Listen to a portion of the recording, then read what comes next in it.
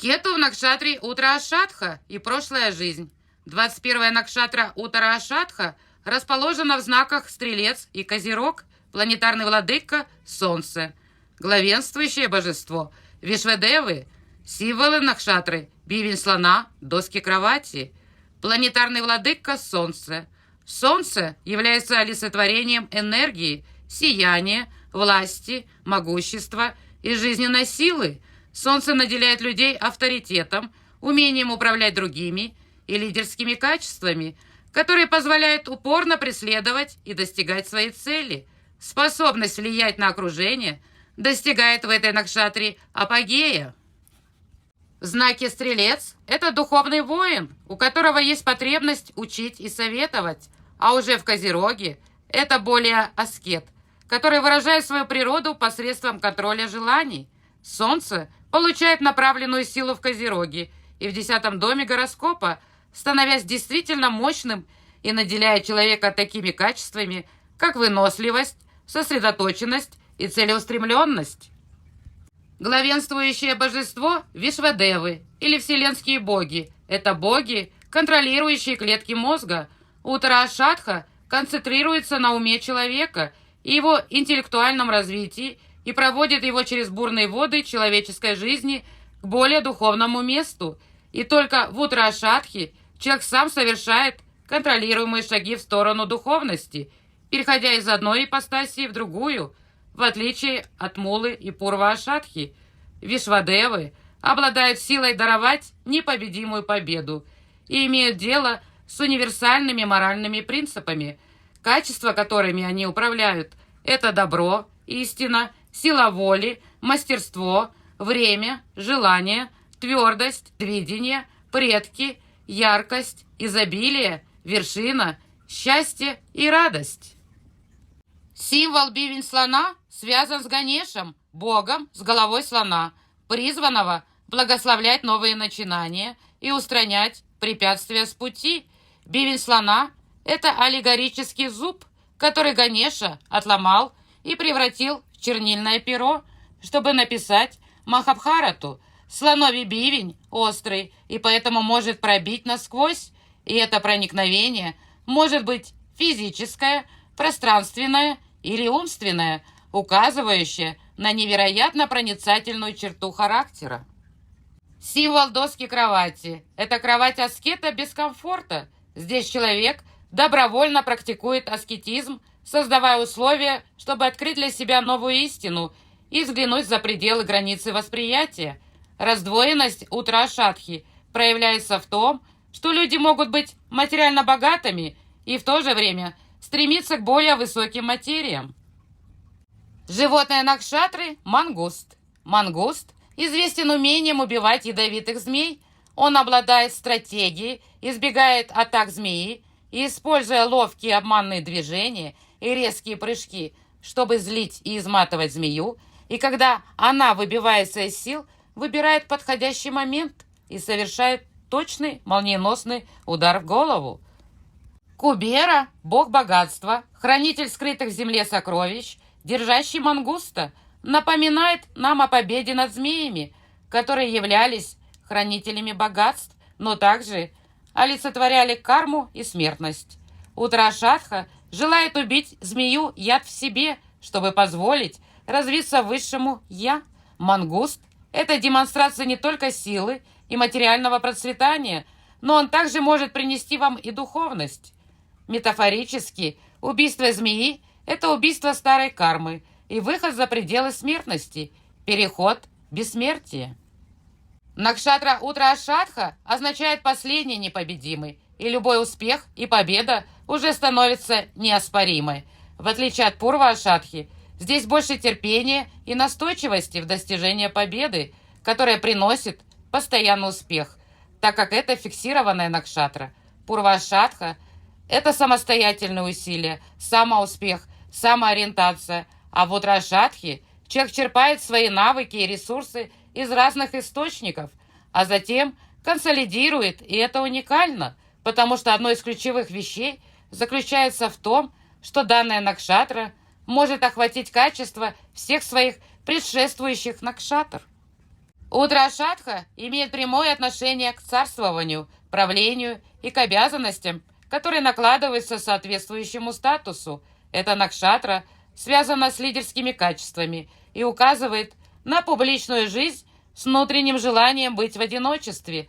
Для нее характерны бесстрашие и стремление вперед, сила воли и твердость. В то же время в Утра-шатхе проявляется элегантность, традиционализм, авторитетность, вежливость и воспитанность. Представители Утра-шатхи могут быть связаны с древним эпосом Махабхарата. Сын Арджуны, Абхиманью, был рожден в Утра-шатхе в 4-й паде, в которой спрятана накшатра Абхиджит. И именно он смог прорваться через боевой лабиринт Чакравьюха в Махабхарате, а его сын Парикшит, рожденный от Утара, был единственным, кто выжил в клане пандавов, даже после того, как на него Ашватхама обрушил брахмастры. Мифология ясно показывает нам, что народ Утра-шатха непобедим в большинстве своих начинаний. Они предпринимают правильные и надлежащие действия, чтобы убедиться, что победа на их стороне. У них есть проницательность, видение и понимание необходимости проживать свою жизнь как божественное проявление. Утра-шатха – это то самое место силы, непобедимость, которое представляет собой консолидацию всех разных замыслов. Прошлая жизнь. Человек обладал темпераментом и величественной осанкой. Он умел хранить секреты и выстраивал отношения с влиятельными людьми и был человеком чести, благодаря сотрудничеству, своим друзьям, отличным организаторским способностям, смелостью и лидерским качествам достиг высокого положения, имел известность и вращался в правящем классе. Вел одинокую семейную жизнь, но от него веял ореол королевской жизни. Обладал многочисленными талантами и навыками, был чрезвычайно начитан, имел фотографическую память, знал много языков, мог процитировать любую книжку, стихотворение своей библиотеки, был плодовитым писателем и сильным оратором.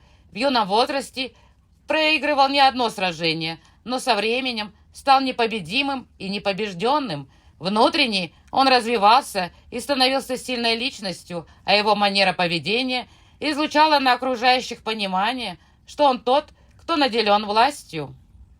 Любил коллекционировать золотые украшения и инвестировал в золотые слитки. У человека были лучшие часы, чтобы следить за временем. Для него было важно приходить на любую встречу, мероприятие вовремя, так как интуитивно чувствовал, если он опоздает, то проиграет, так как назначенное время соответствует началу любой войны. Он приходил вовремя, чтобы изменить положение вещей и оказать большое влияние на общество. Человек считал своим долгом любой ценой дать свет обществу, даже если это означало пожертвовать собственным комфортом и жизнью. Он брался за дела раньше всех и не боялся вызовов судьбы и обладал большой ответственностью. У него были змееподобные враги, и он флиртовал с людьми, похожими на змей, но приходил момент, когда он их сокрушал и выставлял на всеобщее обозрение. Врагам он подавал то же блюдо, что и они, если понимал, что его обманывают, так как у него было мало терпимости к закулисным влияниям и обману. Он терпеть не мог ложь. На духовном уровне он стремился пронзить пелену иллюзий, чтобы раскрыть их истинную природу души. В то же время он готов был помочь любому в любом состоянии. Для него было неважно вера, каста, цвет кожи. У него была сильная дружба и любовные отношения с людьми другой веры и расы, и это приносило в его жизни много пользы и расширяло границы. Он создавал свои альянсы. Его манила Африка, Америка и Индия. Он хорошо себя чувствовал в засушливом климате или участвуя в экспедициях в знойную жаркую погоду. Легко мог сесть на страуса или на слона во время своих путешествий. Он был первопроходцем и настоящим трудоголиком, обладал энтузиазмом, амбициями, выносливостью, и поэтому у него не было сострадания к другим, которые не обладали такими же чертами. Был очень плодовит в своих делах, мастерски расправлялся с конкурентами, обладая терпением и выдержкой, боролся до последнего победного момента. Из-за колонизаторского характера, куда бы ни приходил, он хотел все сосредоточить на себе и создать свою собственную империю. У него были силы для победы, он ставил цели, одерживал победу и становился победителем. Имел сильные ноги, но в какой-то момент жизни он травмировал колено или растянул лодыжку, и это было периодом временного перерыва в его делах. Он всегда находился в поиске ответа на вопрос об истинном происхождении Вселенной и о том, кто создал все это существование. Индуистский праздник Макара-Санкранти, посвященный солнечному божеству Сурьи, отмечается ежегодно 14 или 15 января. Праздник Гуру-Пурнима отмечается ежегодно в день полнолуния месяца Ашадха. В этот день верующие совершают ритуальное поклонение гуру, выражая ему свою благодарность. По лунному индуистскому календарю месяц Ашадха начинается с 22 июня и заканчивается 22 июля. Инаугурация президентов США происходит 20 января, когда Солнце находится в Утра-Ашадхе. Лечебные средства, надлежащий стоматологический уход за своими зубами, наличие статуи или картины золотого мангуста на северной стороне в доме, развивать навык тайм-менеджмента, практиковать аскезы.